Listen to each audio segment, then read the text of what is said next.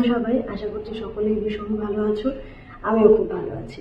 দুর্গাপুজোর আর 100 দিনও বাকি নেই, খুব সম্ভবত 92 কি 93 দিন বাকি আছে। আর আমরা সকলেই জানি যে আমাদের বাঙালিদের কাছে দুর্গাপুজো মানে একটা বিশাল বড় ইমোশন। আর সেই ইমোশনই এখন জায়গা করে নিয়েছে কল্যাণী আইটিআই পুজো। প্রত্যেকবার আমরা ভীষণভাবে অপেক্ষায় থাকি আর ভীষণ একটা ক্রেজ আমাদের মধ্যে কাজ করে আইটিআই পুজো প্যান্ডেল নিয়ে, সেটা সকলেরই জানা। তো ভাবলাম পুজোর আগে তোমাদেরকে একটা আপডেট দিয়ে দিই যে কল্যাণী পুজো আর আইটিআই যে পুজো প্যান্ডেল কাজ কত দূর এগোলো, কীরকম কাজ চলছে। তো আজকে এই ভিডিওটা সেই রিলেটেডই হতে চলেছে। আজকে আমরা যাচ্ছি কল্যাণী আইটিআই এটা দেখতে যে পুজোর প্যান্ডেলের কাজ কত দূর এগোলো। তোমাদের সাথেও সেটাই শেয়ার করবো। আশা করি ভিডিওটা তোমাদের ভালো লাগবে। তাহলে চলো। তো আমরা কল্যাণী আইটিআই এর কাছাকাছি পৌঁছে গেছি। এটা হচ্ছে সেই রাস্তাটা যেটা দিয়ে তোমরা কল্যাণী মেইন স্টেশন থেকে যদি আইটিআই প্যান্ডেল দেখতে আসো তাহলে যেটা দিয়ে তোমরা যাবে। এখান থেকেই টোটো বা অটোর মাধ্যমে তোমরা একদম প্যান্ডেলের পাশেই যে অটো স্ট্যান্ড সেখানে পৌঁছাবে, তখন এই রোডটা দিয়েই যাওয়া হয়। আর এই পেছনটা যেটা দেখতে পাচ্ছ, আমরা এখন আপাতত প্যান্ডেলের পেছন দিকের রাস্তাটা দিয়ে যাচ্ছি। এই জায়গাটাতেই মেলা হয়। তো প্যান্ডেলটা তোমরা দেখতেই পাচ্ছ, এটা প্যান্ডেলের পেছন দিক। তো আমরা এখন চলে এসেছি প্যান্ডেলের একদম সামনে। প্যান্ডেলের সামনে এরকম টেম্পোরারি ভাবে আপাতত একটা গেট করা রয়েছে। গেটটা নিজেরাই খোলা যায়, কোনো তালা টালা দেওয়া নেই, বাট এই গেটটার ব্যবস্থা করা রয়েছে। তো গেট খুলে আমরা এবার ভেতরে চলে আসলাম, ভেতরের গ্রাউন্ডে। তোমরা দেখতেই পাচ্ছ প্যান্ডেলের কাজ অনেকটাই এগিয়ে গেছে, মানে বাঁশের স্ট্রাকচারের যে কাজটা সেটা অনেক দূরই হয়ে এসছে।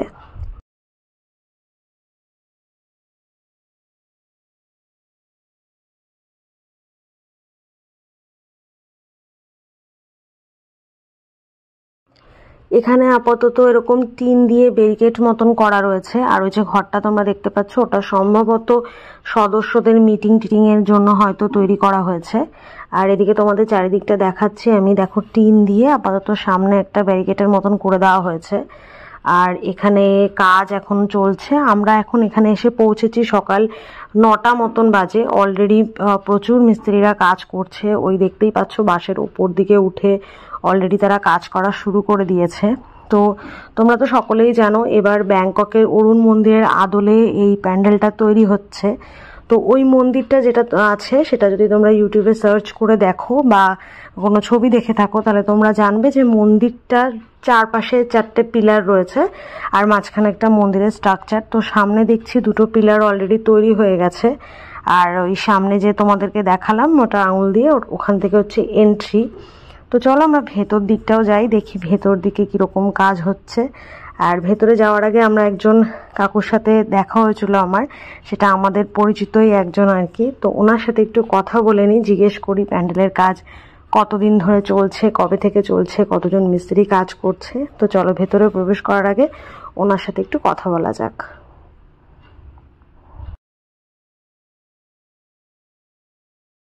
কাজ হচ্ছে এখন? সারাত কি কাজ হয় না শুধু দিনের বেলায় কাজ? সকাল থেকে কাজ আরম্ভ হয় 7টা। এখন কতজন মিস্ত্রি কাজ করছে? মোটামুটি 40-45 জন আছে। কবে থেকে কাজ শুরু হয়ে গেছে এখানে? চালু হয়েছে বুদ্ধ পূর্ণিমায়। বুদ্ধ পূর্ণিমায়। আর এখন কি আরো মিস্ত্রি কি এরপর আসবে নাকি? আরো মিস্ত্রি আসবে, আরো আর সব কি লোকাল মিস্ত্রি না বাইরে থেকে? লোকাল আছে, বাইরে আছে। তোমরা খাওয়া দাওয়া এখানেই করছো? খাওয়া দাওয়া আমাদের এখানেই হয়। আর রাতে? রাতে যারা লোকাল আছে তারা বাড়ি চলে যায়, যারা বাইরে আছে তারা থাকে। আচ্ছা ঠিক আছে, থ্যাংক ইউ কাকু। তো তোমরা শুনতেই পেলে অনেক দিন ধরেই কাজ হচ্ছে, মানে মে মাস থেকে অলরেডি কাজ শুরু হয়ে গেছে, বুদ্ধ পূর্ণিমা থেকে, খুঁটি পুজোর পর থেকে অ্যাকচুয়ালি। তো এবার আমরা একটু ভেতরের দিকে যাচ্ছি।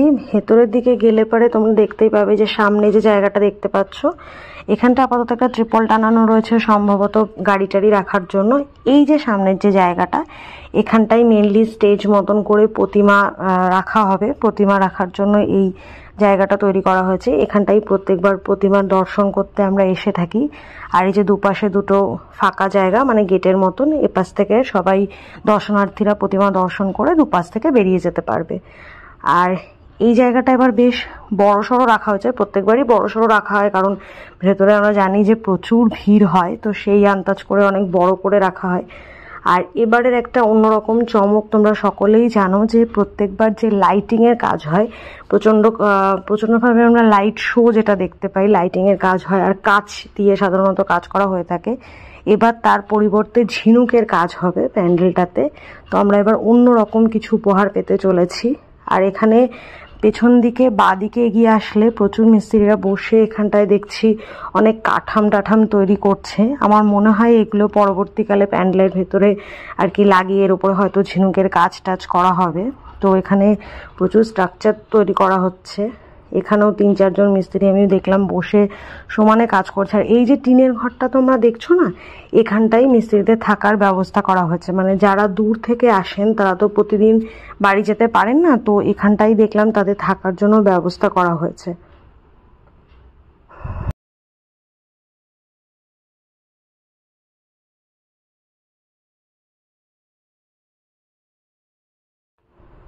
আমি ওনাদেরকে জিজ্ঞেস করছিলাম যে ওনারা কোথায় খাওয়া দাওয়া করেন, মানে খাওয়া দাওয়ার কি ব্যবস্থা করা হয়।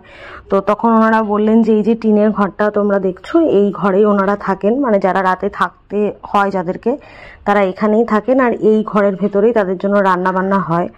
তো আমি ওনাদেরকে জিজ্ঞেস করলাম যে আমি একটু ভেতরের দিকে যেতে পারি কিনা। ওনারা বললো কোনো অসুবিধা নেই। তাই আমি ভেতরের দিকে গিয়ে তোমাদেরকে দেখাচ্ছি। ভেতরে দেখলাম যে অলরেডি রান্না বান্না হচ্ছে। মানে যারা এখানে থাকেন, রোজ কাজ করেন, তাদের জন্য এখানে রান্নার ব্যবস্থা রয়েছে। আর এই ঘরের ভেতরেই হয়তো ওনারা বিছানা করে, এই যে খাটের মতন ব্যাপার করা রয়েছে, এটাতেই ওনারা হয়তো রাতে ঘুমোন যারা এখানে থেকে যান। তো এই সমস্ত মিস্ত্রি যারা রয়েছেন তাদের কঠোর পরিশ্রম ছাড়া আমরা তো এত সুন্দর একটা প্যান্ডেল উপহার পেতে পারি না। তাই তাদের কিন্তু অবশ্যই আমাদের মূল্য দেওয়া উচিত। তাদের যে অবদান সেটা ভুললে কিন্তু একদম চলবে না। এরা সারাদিন পরিশ্রম করে বলেই আমরা এত সুন্দর একটা প্যান্ডেল আশা করি এই বছর উপহার পেতে চলেছি। তো পেছন দিক থেকে তোমাদেরকে দেখাই ব্যাকের যে পোর্শনটা। সাধারণত অরুণ মন্দিরের চারদিকে 4টে পিলার রয়েছে, বাট আপাতত আমি দেখলাম 2টো পিলারই তৈরি হয়েছে। জানি না পেছনে কি আরো 2টো পিলার তৈরি হবে কি হবে না, সেটা আমি এখনো বুঝতে পারলাম না। আর মিস্ত্রিদের জিজ্ঞেস করায় তারাও সেরকম ভাবে আমাকে কিছু উত্তর দিতে পারলেন না, বললেন যে অপেক্ষা করতে। তো ওনারা হয়তো রিভিল করতে চাইছিলেন না। যাই হোক, তোমরা প্যান্ডেলটা যদি একটু ভালো করে কাছ থেকে দেখো, দেখতে পাবে কি অসম্ভব বাঁশের বুনন। মানে মনে হচ্ছে যেন জালের মতন বাঁশগুলোকে বোনা হয়েছে। মানে প্রচুর সংখ্যক বাঁশ ইউজ করা হয়েছে। আর এটা খুবই স্বাভাবিক, কারণ এবছরও এই প্যান্ডেলের উচ্চতা অনেক বেশি থাকতে চলেছে। আর এত উঁচু প্যান্ডেল হওয়ার কারণে সেটার বাঁশের যে স্ট্রাকচারটা, সেটা অবশ্যই শক্তপোক্ত হওয়াটা খুবই জরুরি। তো সেটা তোমরা দেখলেই বুঝতে পারছো যে কতটা নিখুঁতভাবে বাঁশের বুনন তৈরি করা হচ্ছে। তো প্যান্ডেলের ব্যাকের দিকটাও তোমাদেরকে দেখালাম। আর এবার চলো প্যান্ডেলের সামনের দিক থেকে তোমাদের আরেকবার দেখাই। প্যান্ডেলের কাজ আমাদের আপাতত দেখে যা মনে হলো অনেকটাই এগিয়ে গেছে। মানে বাঁশের যে মেন স্ট্রাকচারটা, সেটার কাজটা অনেকটাই এগিয়ে গেছে। এরপর আস্তে আস্তে যে নিখুঁত কাজ, মানে ঝিনুকের কাজ, লাইটিংয়ের কাজ, সেগুলো শুরু হবে। সেগুলো হতেও তো অনেকটাই সময় লাগবে। সেই সব কাজে সময়ের পরিমাণ আরো বেশি লাগবে। তো সামনে থেকে তোমাদেরকে আরেকবার দেখিয়ে দিই প্যান্ডেলটা।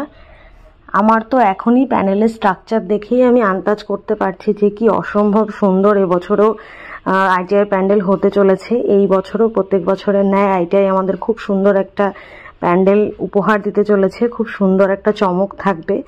আশা করি তোমাদেরও অবশ্যই ভালো লাগবে। তো আজকের ভিডিওটা এই অবধি। ভিডিওটি যদি তোমাদের ভালো লেগে থাকে তাহলে একটা লাইক করতে ভুলো না, চ্যানেলটাকে সাবস্ক্রাইব করতে ভুলো না। আর প্লিজ প্লিজ প্লিজ আমাকে সাবস্ক্রাইব করে সাপোর্ট করো। সকলে খুব ভালো থেকো, সুস্থ থেকো, আনন্দে থেকো, আর ঘুরতে থেকো। আবার দেখা হবে নেক্সট কোনো ভিডিওতে। Thank you for watching. By.